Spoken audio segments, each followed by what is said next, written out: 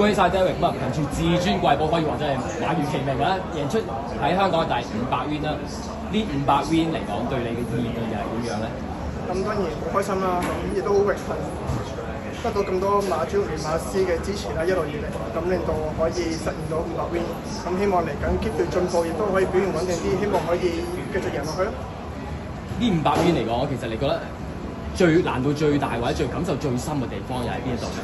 其實場馬都好重要嘅對我嚟講，咁先有500 win。咁當然香港第一場頭馬啦，同埋1級賽頭馬啦，同埋遠征，其實所有都好難忘嘅經驗嚟嘅，都好貴。咁所以好難講話邊場，但係場場都好重要。有咩人你想特別多謝咧？喺呢可以話接近20年嘅歷程裏邊。20年。咁首先多謝香港賽馬會先啦，一路以嚟都好幫我哋本地騎師啦，同埋健達騎師學校啦，校長一路以嚟幫我哋啦，咁亦都幫我哋規劃我哋嘅嘢啊，咁先有我哋依家嘅生活。咁亦都好多謝我屋企人、我太太啦，咁同埋一路以嚟嘅馬主連馬師支持。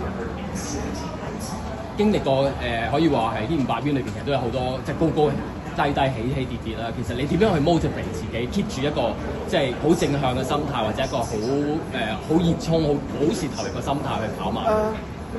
咁首先一定要好中意呢份職業啊，我真係好熱愛嘅。咁同埋多啲正能量啦，因為希望每場都盡力做好佢啊，希望喺唔同嘅犯錯嘅位置都可以吸收到啊，希望盡量都穩定啲表現啊，希望可以繼續爭取好成績啦。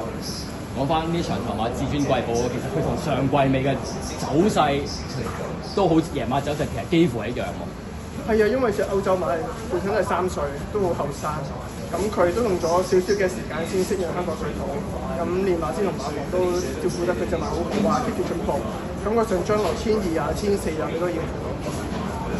再一次恭喜晒啲人，咁今晚會唔會有啲咩慶祝活動咧？還是已經係 keep 住諗緊下期賽事嘅點樣跑？希望可以承接呢個勢，下期或者之後繼續爭取好成績啦。唔該晒你，再次恭喜晒 ，thank you，thank you，多謝你。唔該。